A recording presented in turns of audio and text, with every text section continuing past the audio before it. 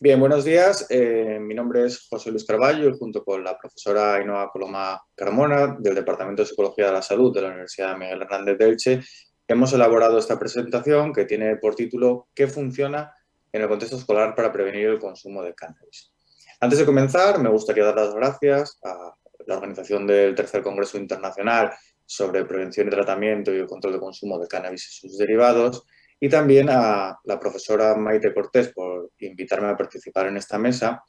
Y aprovecho para agradecer tanto al doctor Hugo López como a la doctora María Teresa Cortés por haberme invitado a participar en la guía clínica sobre cannabis que ha dado lugar a este trabajo. Ya me he presentado. Manuel,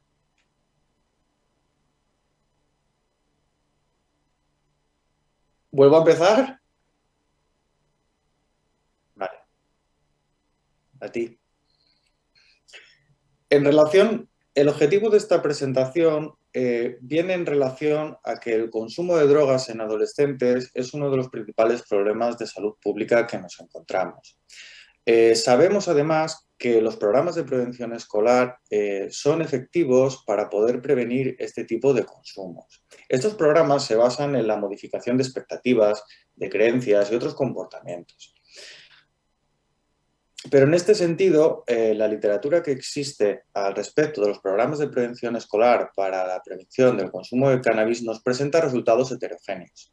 Y esto nos ha llevado a que nos planteemos la necesidad de evaluar eficacia. De hecho, la Sociedad Europea de Investigación en Prevención señala la importancia de evaluar la eficacia de estos programas para evitar otros programas que no cuentan con evidencia empírica.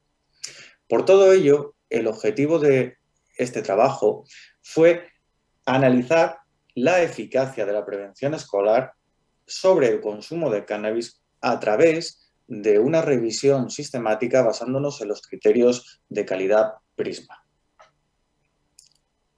El primer paso dentro de este tipo de revisiones es establecer una pregunta pico. Nuestra pregunta pico se basa en 4 elementos. En primer lugar, los participantes, adolescentes en edad escolar.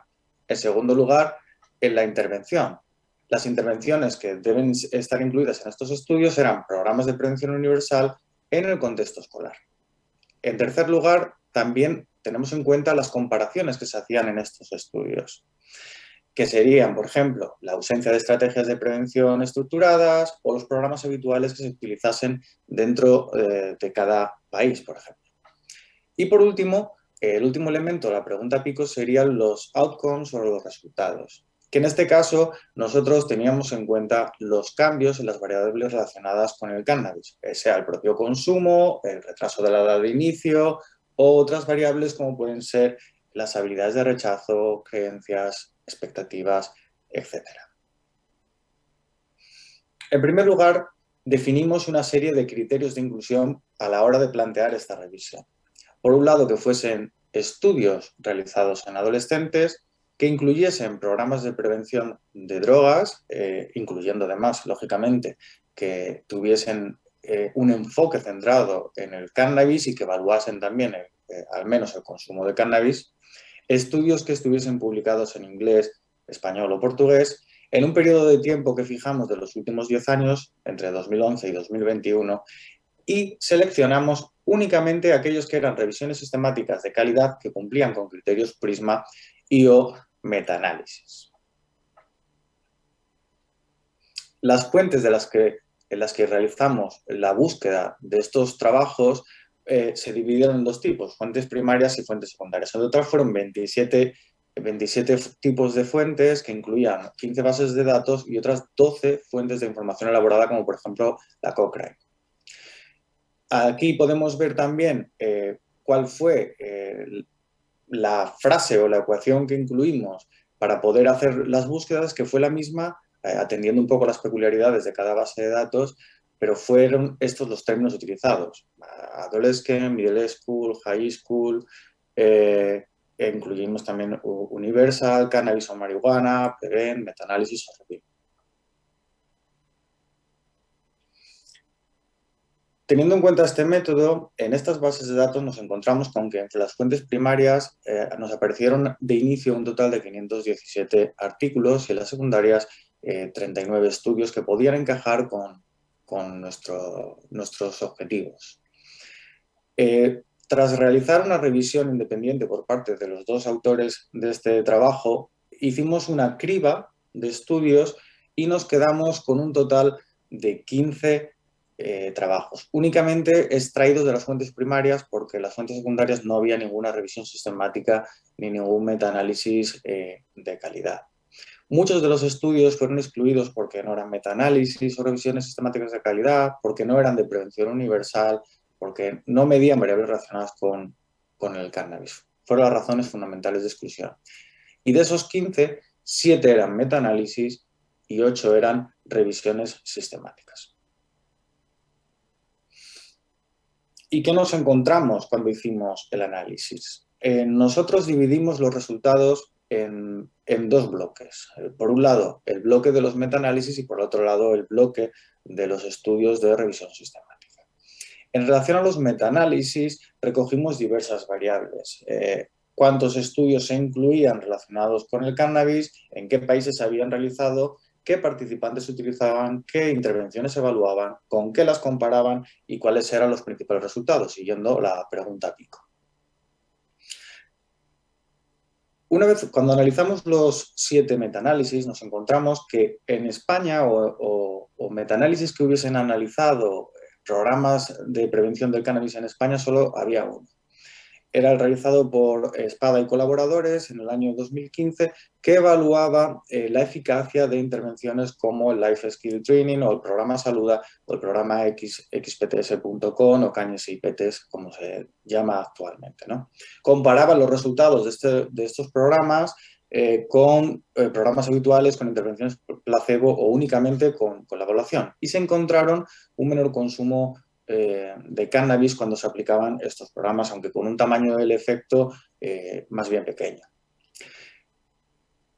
Otros metaanálisis, como el de Facciano, se centraban en estudiar cuál era la eficacia de los programas agrupándolos en función del proceso, ¿no? En este sentido, evaluaban la eficacia de los programas que se basan en el enfoque de competencia social frente a los que se basan en influencia social o la combinación de competencia social e influencia social en este caso. Se encontraron que todos los programas tenían un nivel de eficacia moderada, con unos tamaños del efecto pequeños moderados, antes de los 12 meses y después de los 12 meses. LICE, por su parte, hizo un metaanálisis, es el único metaanálisis que únicamente incluía estudios de cannabis para evaluar la eficacia de programas como el Life Skill Training, el Project Alert, en relación a la prevención del consumo de cannabis. Y se encontraron fundamentalmente que sí que se reducía el consumo de cannabis, pero que no había diferencias en la intención de consumo y en habilidades de rechazo. MacArthur, por su parte, incluyó una nueva variable en estos metaanálisis y su objetivo era ver si cuando se aplicaban estrategias lideradas por iguales mejoraban los resultados. Y sí que se encontró que se reducía el consumo de cannabis cuando los iguales lideraban estas estrategias.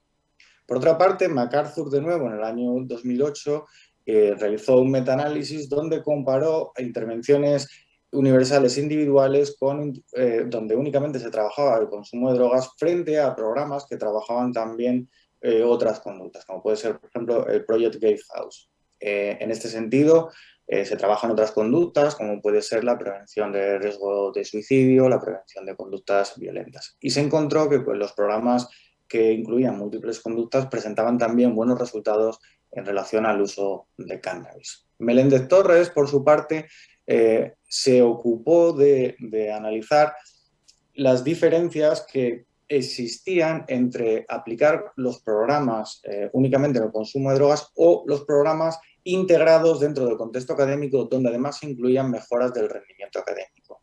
Y se encontraron que estos programas también contribuyen a reducir el uso del cannabis. Por último, Vermaelen Smith analizó cuál era la eficacia de los programas escolares frente a intervenciones individuales, comunitarias e incluso preuniversitarias, y se encontró que los programas universales escolares tenían un tamaño del efecto moderado a la hora de prevenir y reducir el consumo de cannabis. Aunque no fue incluido en estos análisis, sí que aparece o nos encontramos con un metaanálisis de metaanálisis que es digno de mención, elaborado por Turner y Smith en 2018, donde lo que hacen es analizar cuáles son los tamaños del efecto sobre diversas sustancias de los distintos metaanálisis. Y se encontró que los programas mejoran el conocimiento sobre las drogas con un tamaño del efecto moderado, que reducen además las actitudes positivas hacia el consumo y que previenen o reducen el consumo de cannabis. Si nos fijamos en la mejora del conocimiento y la reducción de actitudes positivas, los tamaños del efecto son mayores que si hablamos de la reducción del consumo de cannabis. Por otra parte, como comentábamos, también recogimos las revisiones sistemáticas. Y en relación a los resultados que nos encontramos en estas revisiones, seleccionamos 8 artículos. En primer lugar, Agavio hizo un análisis donde destaca el programa Amplier, que presenta unos resultados de menor probabilidad del consumo de cannabis, una reducción de las actitudes y creencias positivas, un aumento del conocimiento y un aumento de las habilidades de rechazo y creencias negativas. Por su parte, Asuzu y Champion en 2 ocasiones hicieron revisiones sistemáticas de intervenciones de modalidad online o modalidad virtual, donde se incluyen también intervenciones en CD-ROM, intervenciones virtuales con las que pueden interaccionar los estudiantes y que son guiados por los profesores. Y en todos los casos se vio cómo las intervenciones en esta línea mejoran los resultados en relación a un menor consumo de cannabis. También aumenta el conocimiento sobre las consecuencias del consumo de cannabis y las habilidades de rechazo en algunos casos. Aquí el programa que más destaca es el Climate Schools. Por otra parte, Flynn también en esta misma línea hizo otra revisión y se encontró resultados similares, y Newton y Norbert, por su parte, se preocuparon más de hacer un análisis de intervenciones escolares, pero también de intervenciones familiares. Porque las intervenciones familiares, a pesar de que se realizan en otro contexto, también se realizan en parte dentro del contexto escolar. Es lo que Norbert diferencia entre programas unimodales, que son aquellos que únicamente se hacen en el contexto escolar, frente a programas multimodales, que se trabaja el contexto escolar y el contexto familiar, como puede ser el Project Alert o el Gatehouse o el Amplier. Y se encontró que en las intervenciones unimodales y también las multimodales, así como los programas de prevención familiar, también tienen datos de eficacia positivos a la hora de reducir el consumo de cannabis. Por último, Tremblay en el año 2020 hizo una revisión de los resultados más recientes a partir de 2014 de los distintos programas, y se encuentra cómo hay una mejora del conocimiento de las consecuencias del cannabis, que hay disminución de la intención de consumo, que hay un aumento de las actitudes pro consumo, por ejemplo, en el Climate Schools, y en general que los programas muestran unos resultados estadísticamente significativos en la reducción de la probabilidad de consumo de cannabis. De todo esto, nuestro objetivo principal era identificar aquellos programas que cuentan con mayor evidencia. Entonces establecimos 2 criterios. El primer criterio era que para seleccionar los programas que estuviesen incluidos o que hubiesen sido analizados al menos en un metaanálisis y 2 revisiones sistemáticas de calidad. Y el segundo criterio que establecimos fue que esos programas mostrasen efectos positivos en la prevención del consumo de cannabis o en las variables relacionadas como puede ser el conocimiento, expectativas o las creencias. Junto con esto, además, establecimos, en base a los resultados que nos pudimos encontrar en los metaanálisis, un nivel de recomendación en base al Grading of Recommendation, Assessment, Development and Evaluation, el GRADE. El primer programa que seleccionamos fue el Climate Schools de Newton en 2009. Ahí se puede ver un poco el formato de dicho programa. Este programa, que fue validado y creado originalmente en Australia, Es un programa que incluye dos modalidades, la modalidad de Internet y la modalidad de las escuelas. Es un programa dirigido a jóvenes de 13 a 17 años que se desarrolla a lo largo de 12 sesiones donde se le plantea a los adolescentes diversas situaciones y estrategias para prevenir el consumo de cannabis, así como aumentar sus habilidades de rechazo, fomentar creencias negativas en relación al consumo, etc. Los resultados de estos programas señalan que existe una reducción significativa del consumo de cannabis a los 6 meses, que mejora el conocimiento sobre las consecuencias de consumir cannabis y también los riesgos. Y también, junto con esto, se reduce el absentismo escolar y el malestar psicológico, lo cual son datos que van ligados también a unos mejores resultados en relación al consumo de cannabis. A nivel del grado de recomendación, nos encontramos con un nivel B que indica que son necesarios más estudios. Contamos con estudios positivos o que demuestran efectos positivos del programa, pero son necesarios más estudios para confirmar estos resultados. El siguiente programa fue el Life Skills Training, desarrollado por Baldwin en 1990 y que cuenta con multitud de estudios de validación, además en diferentes países, incluyendo España. Fue desarrollado inicialmente en Estados Unidos, es un programa que se aplica en el contexto escolar en jóvenes de 13 a 17 años y que se desarrolla a lo largo de 15 sesiones e incluso se pueden realizar otras 15 sesiones de refuerzo. En este programa se trabajan diversas habilidades o estrategias, es un programa de entrenamiento en habilidades de rechazo, de conocimiento de los medios de comunicación, de creencias, del trabajo de las creencias y las expectativas, la percepción de riesgo, así como, lógicamente, la prevención del consumo de cannabis y otras sustancias como el alcohol, el tabaco.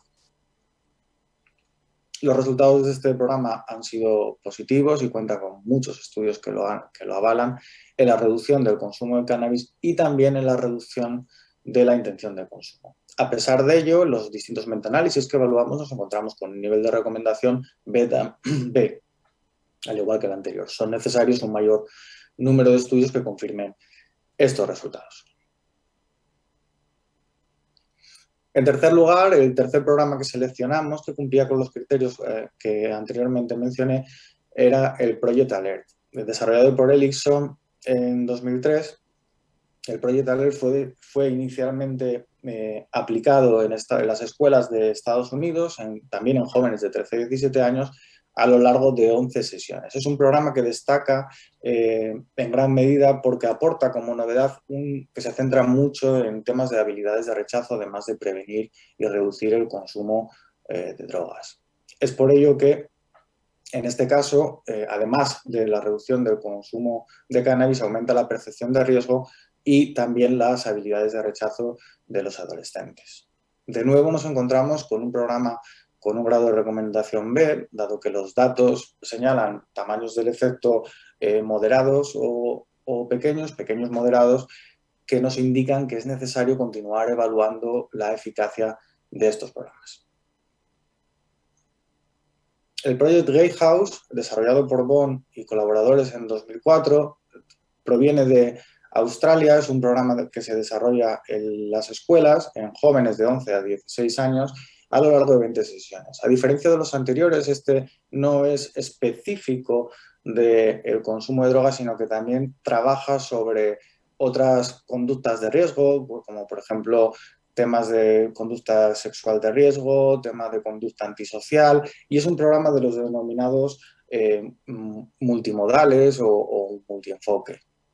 En este caso, ha mostrado resultados positivos de la reducción del consumo de cannabis y en la prevención de otras conductas de riesgo.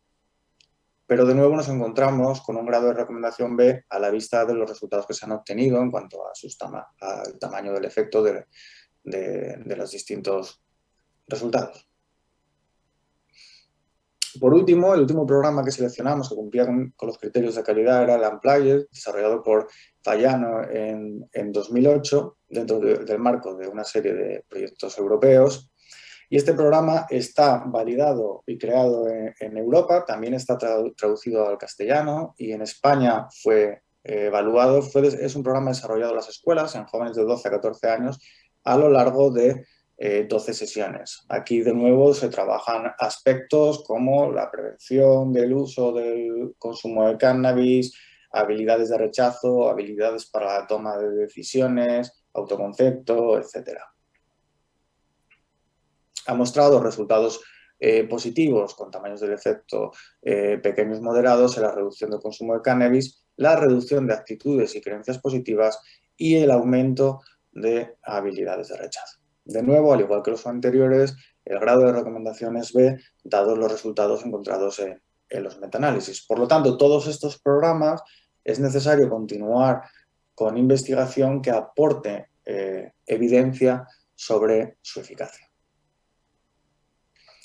Aunque no se incluyó ningún programa específico, sí que es digno de mención que los programas de intervención familiar, cuando son aplicados en el contexto escolar, como el IO1 Strengthening Families Program o el SFP 1014 o su combinación con el Life Skill Training, previenen y reducen el consumo de cannabis y también muestran resultados positivos. Por último, a nivel de conclusiones, me gustaría destacar que los programas de prevención universal escolar del consumo de cannabis en niveles escolares medios reducen y previenen el consumo de cannabis. Atendiendo a las dificultades que hemos comentado y a pesar de los resultados de los tamaños del efecto moderados, sí que es cierto que se muestran eficaces para prevenir y reducir el consumo de cannabis. Y además de esto, también se muestran eficaces para mejorar el conocimiento sobre los efectos del consumir cannabis y los riesgos, que reducen actitudes positivas hacia el consumo y reducen la intención de consumo. En este caso, incluso estas variables relacionadas con el consumo de cannabis, incluso con tamaños de efecto mayores, como vimos en el metaanálisis de Tanner Smith. Debemos tener en cuenta también, cuando hablamos de prevención escolar, que aquellos enfoques de competencia social, influencia social y la combinación funcionan en la prevención del consumo de cannabis, especialmente los de influencia social, que las estrategias lideradas por iguales pueden contribuir a mejorar estos programas, que los que están enfocados a múltiples conductas de riesgo también pueden mejorar los resultados, así como cuando los programas se incluyen dentro del currículo escolar y se combinan con estrategias de mejora del rendimiento académico. Por último, destacar que el uso de medios electrónicos dentro de estos programas es una estrategia eficaz para conseguir unos resultados buenos en la reducción del consumo de cannabis y en la prevención del mismo.